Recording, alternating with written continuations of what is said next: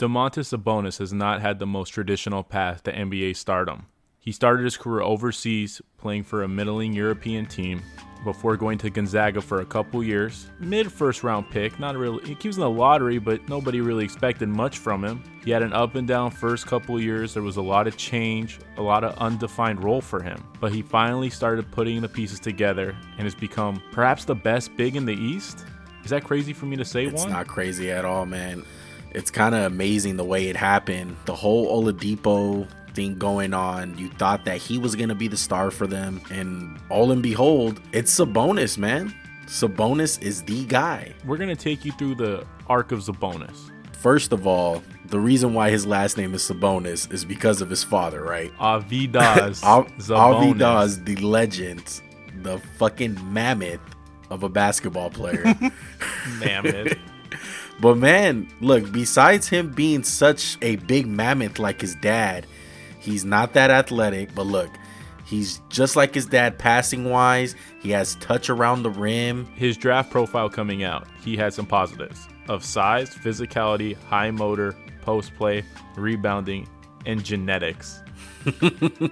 Nepotism is a thing in the NBA apparently, and the cons were shooting, passing, and athleticism. The only con I really see is the athleticism. I don't know what the fuck they're talking about. Yeah, and I think he matches it right back with the physicality. Exactly. So his rookie year, he gets drafted by the Orlando Magic. He's traded to OKC for Serge Ibaka. So it's Ersan Ilyasova, Victor Oladipo, and Domantas Sabonis.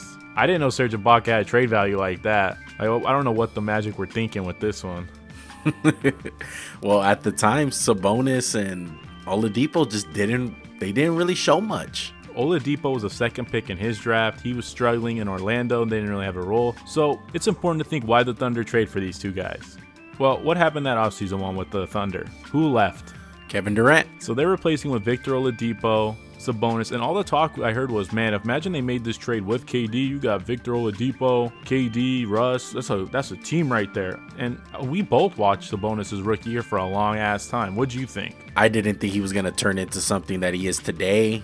You've seen flashes here and there, but he didn't really play that amazing. This was the Russ MVP year, so it was basically Russ and four people who just stood around watching Russ. And I think the most egregious thing about this year was watching him just stay on the three-point line. He shot 160 threes his rookie year. Jeez. Now, what's the most threes he shot in the season, not including his rookie, do you think? I wouldn't say that many. That's probably his career high that I would bet on. It 100% is. The most he's ever shot in a season was 67, not outside of this one. So he took damn near 3 times the amount of threes.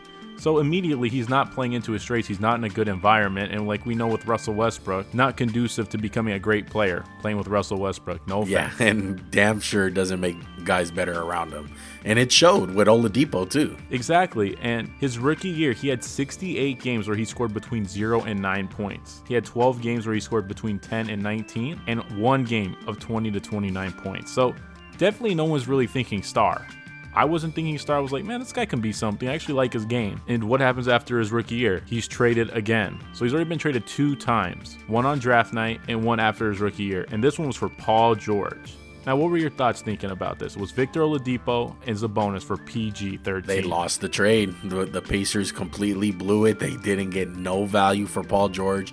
My thought and everyone's thought around the NBA circle was the Thunder just straight up stole Paul George from the Pacers. Whenever we see stars traded or superstars, you never really get the return back, right? Because you're giving up the best player in the deal. And it's one of those things where, say Paul George is like $100, you're getting like $75 back or $80. Exactly. And what happened the first year in Indiana? It wasn't the Sabonis show. It was the Victor Oladipo coming out party. Yeah, most definitely. And that's when he showed where he can potentially be the franchise guy for them. So Sabonis, from his rookie year, he was averaging 6 and 3 his rookie year. Damn, that's like... what a rookie year from him, right? Now he's averaging 11 and 7. Yeah, improvement. So the improvement's there. Exactly. And like we were talking about earlier with the games where he had 0 to 9 points, now it's only 30. So that's half the games. So he cut those games in half. And the 10 to 19, He had 39 games like that. He cut the 0 to 9 and increased his points. So you see he's getting more consistent. He's more comfortable out there. He's shooting better from the field. He's taking less threes. He's playing more of his game. He shot 55 mid-range jump shots his rookie year. Then he shot 95 his second year. So you can see the discrepancy in how he was used in Oklahoma City. And I have a quote that Nate McMillan said about him. I look at Sabonis as a guy who's sunshine. People enjoy playing with him. His father was the same type of player. I feel like that quote's amazing. It's like a double-sided sword because you're already like, oh, he's like his father. It's like that's the last thing you want to hear because you're trying to like establish your own career. But you're also like, this guy's sunshine. Like everyone loves playing with him. You mentioned all those numbers. This is while he was coming off the bench. A lot of people don't remember Thaddeus Young was the starter for the Pacers at the time. And he started 66 games with the Thunder, and he only started 19 his first year in Indiana. But let's be real, that 66 game start was because the Thunder weren't a good team. It was either him or like a dead body, maybe of like, I don't know who was on their team. Anthony Morrow at the time, who's playing the 4 for them. Exactly. I can't even think. So look, let's just keep on going because the next year, he just keeps on improving. He averaged 14 points a game, 9 rebounds a game, 3 assists, and he shot 60% from the field. And then from the three-point line, he shot 53%. And at the free throw line, which is, it's kind of bad, but I mean, he's average. He shot 72%. Well, that'll scream to me he's getting better and better. Let's talk about the 3-point percentage. He took 23s. So I'm not going to pretend, and Juan's not going to pretend like, oh, this guy's really shooting the cover off the ball or something. No, that's not how it was. But the shooting's getting better. You're watching him get more comfortable. And during this year, Miles Turner gets the big extension, 4 years for $72 million. At the time, I'm thinking, damn, I'd give that money to Sabonis before I give it to Turner. I get Turner's athletic. He can shoot threes. He's fun. But to me, Sabonis was doing that dirty work, and he wasn't even starting. He started 5 games this year. The biggest strength of what he does that we all know is being crafty at the rim and doing those little crafty post move that he does.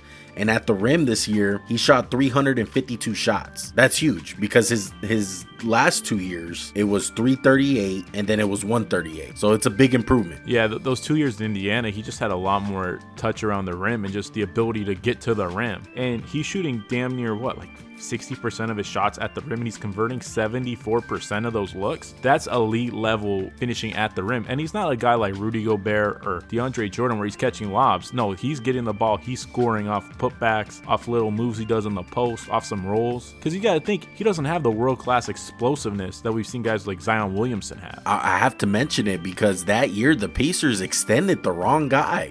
They ended up giving some money to Miles Turner. So after this year, what were you thinking about Sabonis? Because me and you have been fans of this guy for 3 years now. I think at this point, we're saying, well, he probably needs to get out of Indiana because I don't think Indiana's knowing what they got on their hands.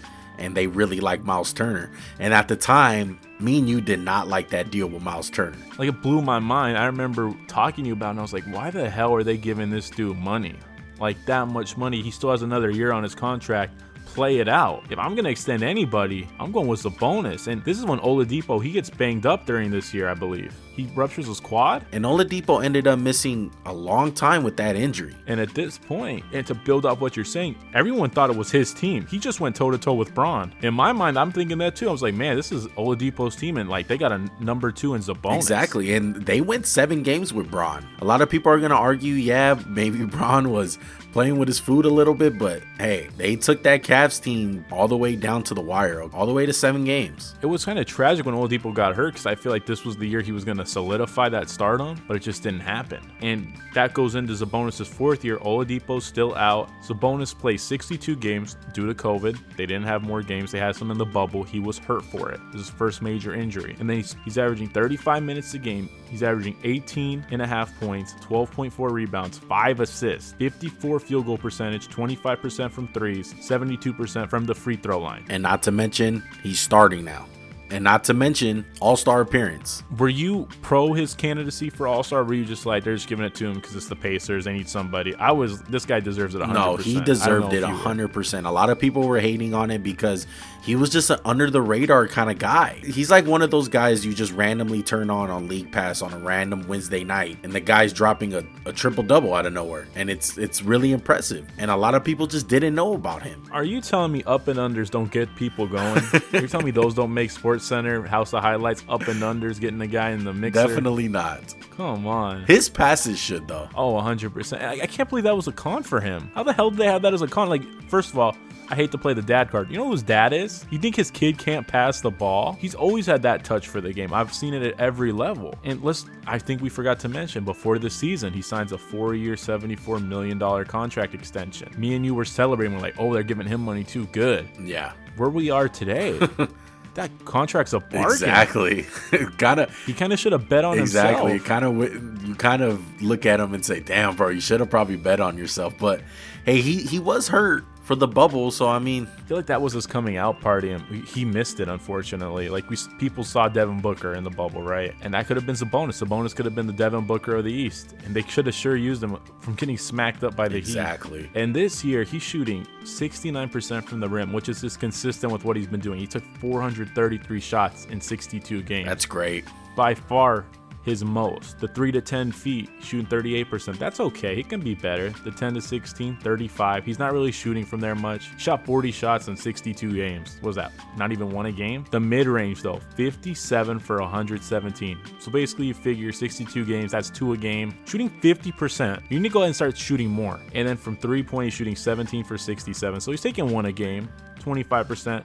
I don't know. That year, I was like, you need to start shooting some threes. Yeah, not so much like his rookie year, but definitely a little bit more than 67. Well, that brings me to my question for you is, does he need to shoot threes to be his best self? I don't think so. Not at a high margin, but it would sure make him a lot more dangerous. Here's my thing. Anthony Davis, we always hear talks about him shooting more threes. And he's not an amazing 3-point shooter. He's like a 30%er. Like, if Sabonis can be that's fine, right?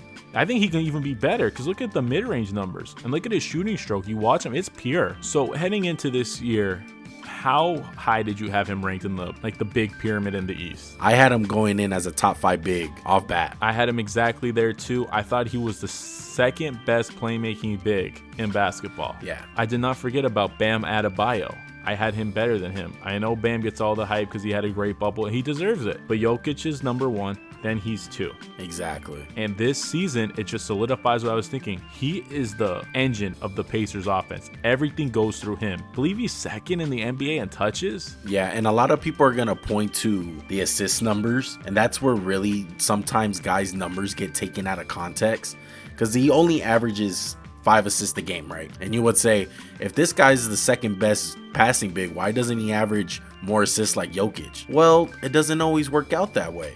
It's kind of like the Russell Westbrook thing, where you're passing the ball just to get the assist. You're not really setting a guy up. Sabonis, like you just said, he's the engine that runs that offense. It all starts with him. So that means when he's passing the ball, it doesn't necessarily have to be an assist.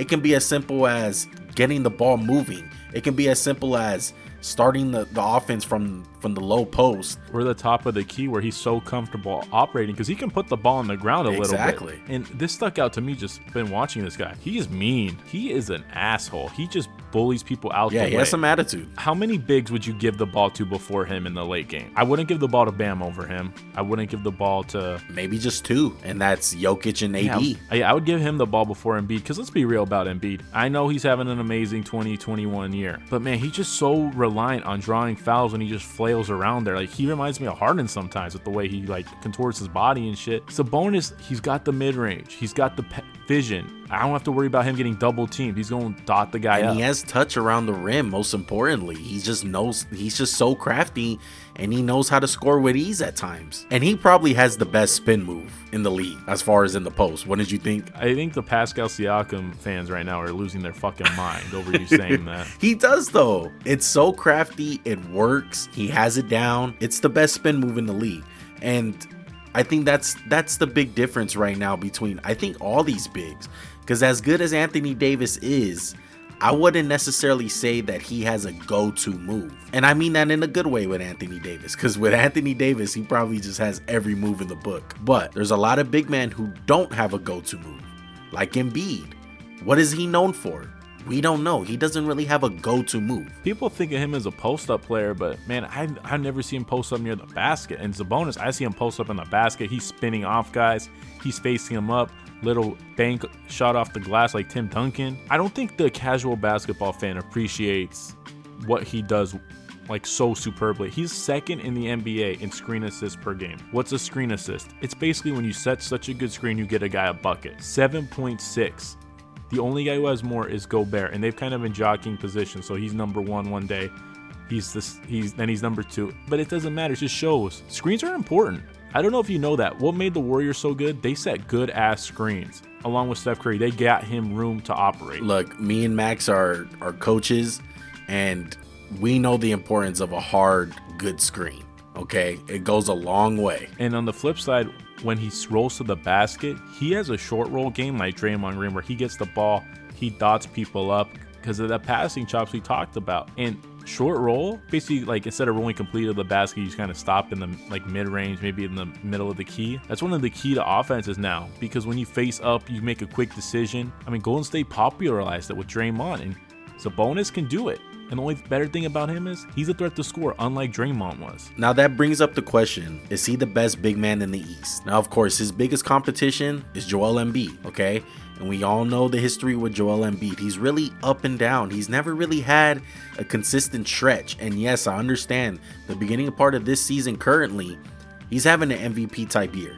It looks like that he's in shape and he's really on a mission, you know, first Doc Rivers year and all that. But you look at Sabonis, man, and you can kind of compare him to Embiid to such a way. Just because of the stretches that Embiid has had, it's just really up and down, very inconsistent. And you got to look at the way the Pacers play. The Pacers aren't a team that just gives it to one guy all the time. He's not. And people are going to say, well, maybe he's just not that good. That's why they don't do it. Well, this year, they're going through him. I mean, this year, he's averaging 20, 12, and 5.6. It's not always about scoring. That's something we all need to understand. It's not about, oh, this guy got 30, this guy got 20. The guy who got 30 did better. One thing I got to say I love about Sabonis is he doesn't get hurt that frequently. I know every NBA player gets nicked up here and there, but compared to Embiid, he didn't miss no 3 years because of his foot. 2 years, excuse me. And a lot of people are going to bring up this. Well, he's good on the offensive end, but how is he on defense? We understand he's never going to be a guy like Anthony Davis or Rudy Gobert on defense. It's not going to happen.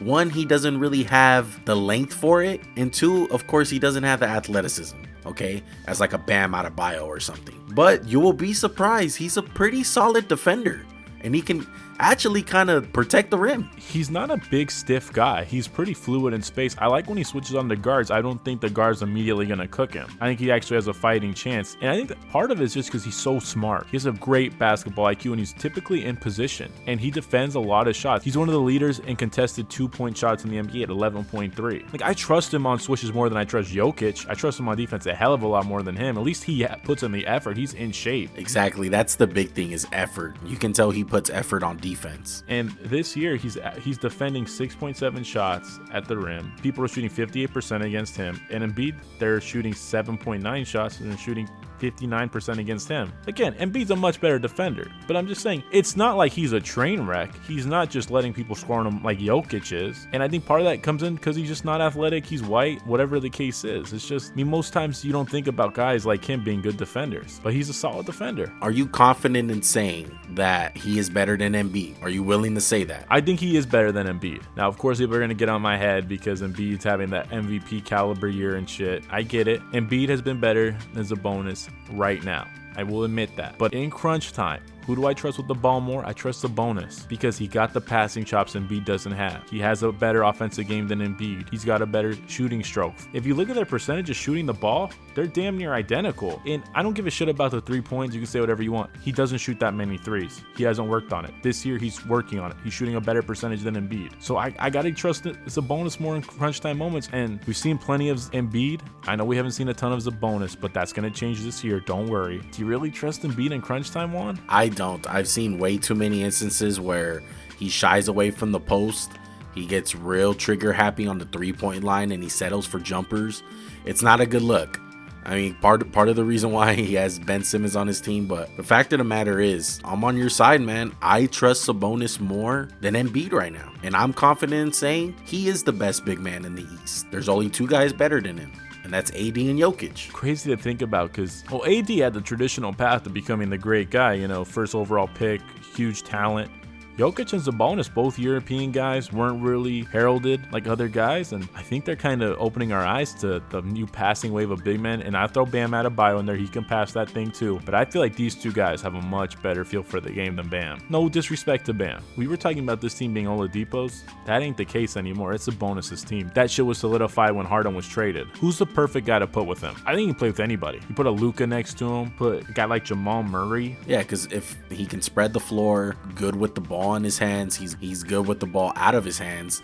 He can screen. He's unselfish. Yeah, he's unselfish. He has it all, man. I would love to play with a guy like Sabonis, man. You know he's got your back on and off the court. Like Nate McMillan said, he's a ray of sunshine. Everyone wants to be around him. So with that said, all we're going to have to do is wait and see. Maybe the Pacers play the Sixers in the playoffs, and we're going to see how Sabonis really is. And he's going to probably show you guys on why he's the best big in the East. Well, guys, that's going to wrap this video up. We thank you guys for watching. Thank you for watching our NBA talk videos exclusively on YouTube. And remember, guys, make sure to like, comment, subscribe. And remember, make sure to smash that what, Max? That follow/like button, the way Sabonis smashes his elbows into the opponent's chest. It's a little dirty, but hey, it's okay. You smash the elbow into their chest and you do a little jump hook or something. It's okay. I don't mind it. Playoff basketball. Well, all right, guys. We out, man. Thanks for watching. Peace.